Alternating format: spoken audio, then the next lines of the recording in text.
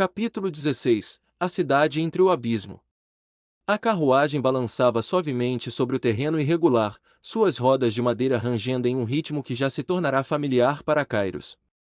Ele havia perdido a conta de quantas horas haviam se passado desde que deixaram o vilarejo.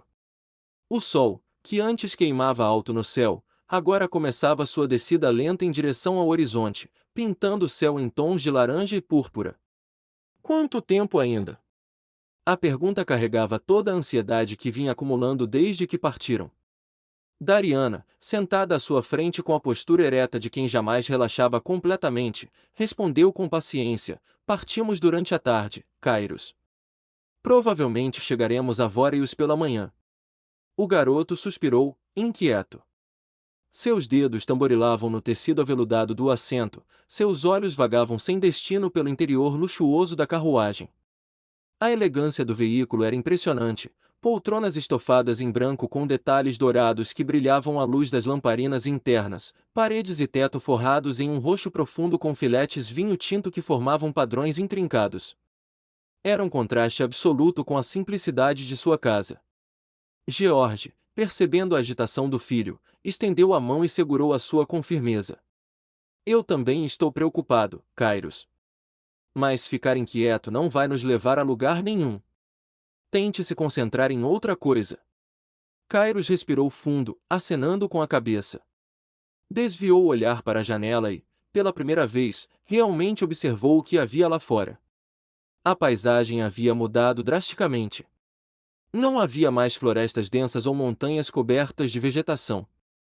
A carruagem agora atravessava um terreno árido, seco e arenoso, que se estendia até onde a vista alcançava. Dunas baixas se formavam aqui e ali, e o vento quente levantava pequenos redemoinhos de poeira que dançavam na distância. O horizonte era uma linha nítida entre o céu e a terra, sem uma única árvore ou construção para quebrar a monotonia. Em seguida, sua mente foi tomada por um pensamento inevitável: saber que tivera uma vida passada já não fazia diferença. Desde que ingressara no dojo e passara a conviver apenas com crianças, a pequena fagulha de adulto dentro dele se enfraquecia a cada dia. O fato de não lembrar quem fora o levava a acreditar que isso já não importava, pois, sem dúvida, ele já havia se tornado outra pessoa. Como é Vóreos?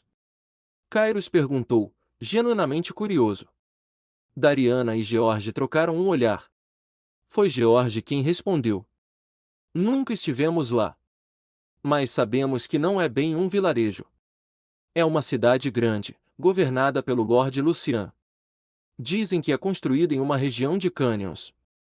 Cânions? Kairos franziu a testa, tentando imaginar. Como se constrói uma cidade em um cânion? Não faço ideia, George admitiu com um sorriso. Vamos ter que ver com nossos próprios olhos. Kairos ficou em silêncio por um momento, processando. Então, outra pergunta surgiu, mais urgente. E o rei Janus? Como ele é? Desta vez, foi Dariana quem respondeu, sua voz cuidadosa. Eu nunca o vi pessoalmente. Mas o que dizem sobre ele é que é um homem previdente. Conhecido por sempre conseguir o que quer em suas negociações, graças a um poder de persuasão incomum. A descrição não era tranquilizadora. O que um homem tão poderoso e influente poderia querer com sua mãe? A pergunta martelava em sua mente sem encontrar resposta. O tempo passou. O sol se pôs completamente, e a escuridão tomou conta do deserto. O frio chegou rapidamente, um contraste brutal com o calor do dia. Kairos enrolou-se em uma manta grossa que encontrara no banco e deitou-se, ouvindo o ritmo constante dos cascos dos cavalos e o rangir das rodas. Sem perceber, ele adormeceu. Kairos. Kairos, acorde. Chegamos. A voz de seu pai o puxou de um sonho confuso. Ele esfregou os olhos, ainda atordoado pelo sono, e sentiu George chacoalhar seu ombro suavemente. Já? Já. Vamos, filho.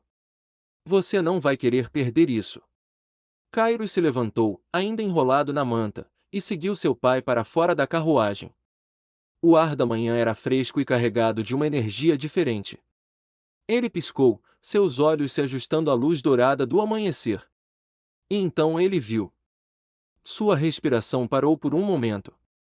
Voreus não era apenas uma cidade construída em um cânion. Era uma cidade que abraçava o cânion, que se fundia com ele de uma maneira que desafiava a compreensão. O cânion se abria diante deles como uma ferida colossal na terra, suas paredes verticais se erguendo a alturas impressionantes. Mas não eram paredes vazias. Elas haviam sido esculpidas, talhadas, moldadas. Casas e prédios brotavam da rocha como extensões naturais da montanha, suas fachadas de pedra se misturando tão perfeitamente com o cânion que era difícil dizer onde a natureza terminava e a construção começava. Colunas esculpidas sustentavam saliências onde mercadores já armavam suas barracas. Escadarias estreitas serpenteavam pelas paredes, ligando diferentes níveis da cidade. E, correndo entre tudo isso, rios de água cristalina desciam das alturas, suas quedas d'água criando arco-íris efêmeros que dançavam no ar antes de desaparecerem na névoa. Mas o que realmente roubou o fôlego de Kairos foi o que estava ao fundo. Onde o cânion se fechava em outra parede imponente, uma estátua colossal se erguia. Esculpida em mármore branco que brilhava sob o sol da manhã, a figura de uma mulher dominava a paisagem. Ela media pelo menos 100 metros de altura, sua postura ereta e serena, o rosto voltado para o horizonte como se contemplasse algo além da compreensão mortal. Sob seu braço esquerdo, ela segurava um livro gigantesco, suas páginas de pedra imortalizadas para a eternidade. Isso é, Kairos sussurrou, incapaz de encontrar palavras. Bem-vindo a Voreus. Uma voz alta e animada cortou seu assombro. Um homem se aproximou deles, vestindo roupas elegantes nas cores marrom e dourado. Ele fazia gestos largos, seu sorriso profissional, mas acolhedor. Sou um servo do Lord Lucian.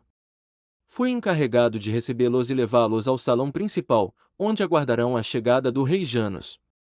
Sua Majestade ainda está a caminho. Enquanto caminhavam pela cidade, Kairos não conseguia parar de olhar ao redor. A quantidade de pessoas era esmagadora, mais gente do que ele vira em toda a sua vida. E não eram apenas pessoas. Espíritos voavam por todos os lados, alguns carregando mercadorias, outros conversando animadamente com humanos, outros simplesmente flutuando, observando o movimento.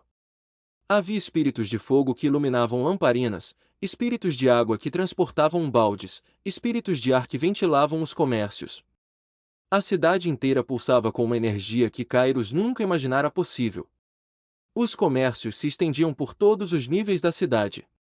Ele via frascos coloridos rotulados como poções, armaduras de metais desconhecidos, armas cujas lâminas pareciam absorver a luz, comidas exóticas cujos aromas faziam seu estômago roncar. Era um turbilhão de estímulos que deixava sua mente atordoada. Finalmente, chegaram ao pé da estátua gigante. De perto, ela era ainda mais impressionante.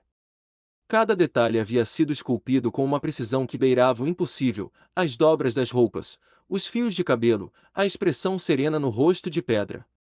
O guia apontou para uma abertura na rocha atrás da estátua. O salão é por ali, alguns andares acima. Mas primeiro, Kairos notou que ele estava olhando para o lado. Uma multidão de pessoas estava reunida em frente à estátua, todas de joelhos ou em posições de reverência, murmurando orações. Algumas choravam.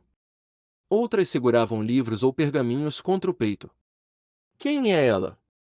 Kairos perguntou, olhando para Dariana.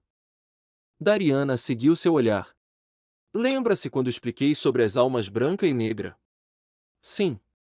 Esta foi a segunda alma branca a vir ao mundo. Logara, a portadora da palavra. Ela dedicou sua vida a viajar por todos os reinos, ensinando as pessoas a ler, escrever e falar o idioma Valis. Dariana continuou.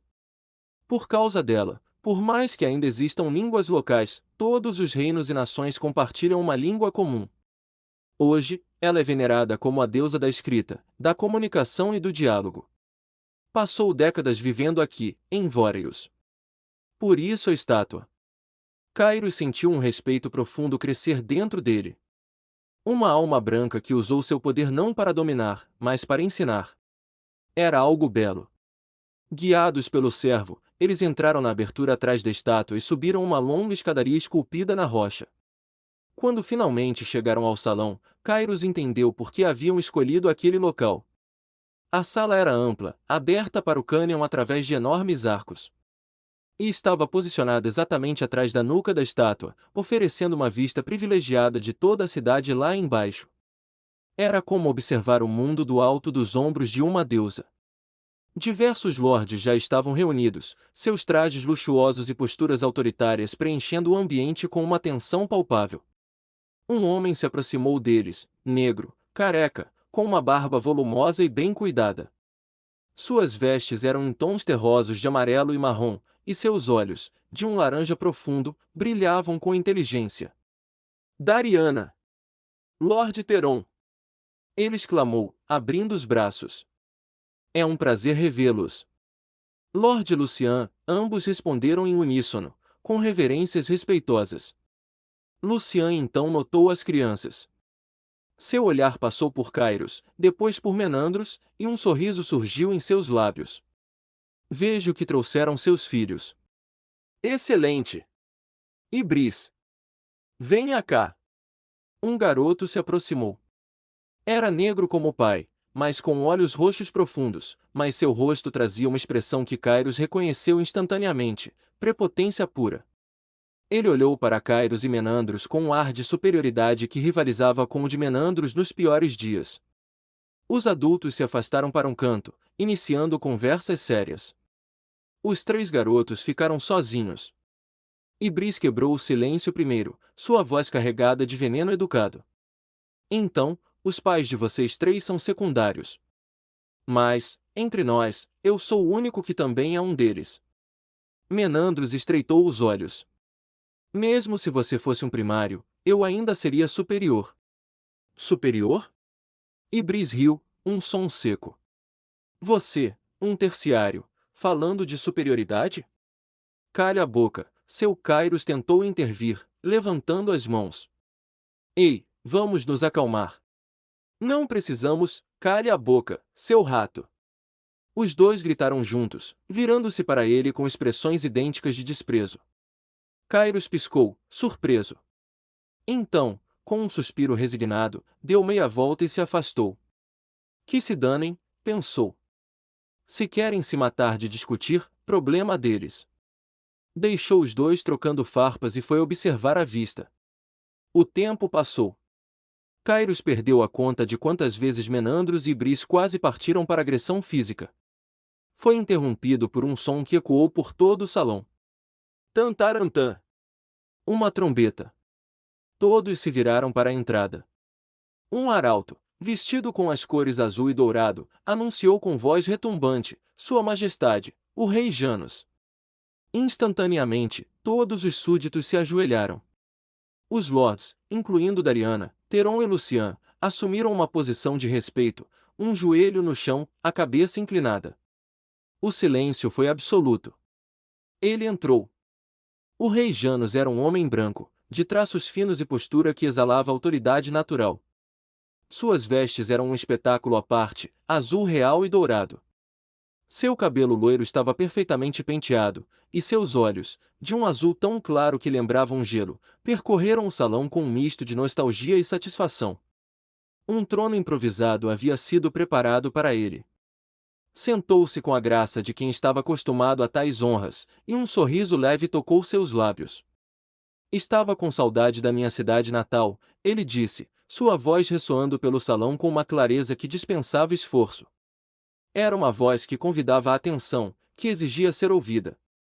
Ele deixou o silêncio pairar por um momento, saboreando a vista do cânion através dos arcos.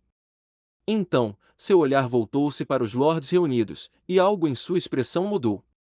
O sorriso permaneceu, mas agora havia um brilho diferente em seus olhos, o brilho de um predador que finalmente encontrou sua presa. Mas primeiro, ele disse, sua voz assumindo um tom mais prático, mais incisivo, vamos aos assuntos que temos a tratar aqui. Kairos sentiu um calafrio. O jogo estava prestes a começar. Se gostou do capítulo, curta, comente e se inscreva para acompanhar a história de Kairos. Até o próximo capítulo.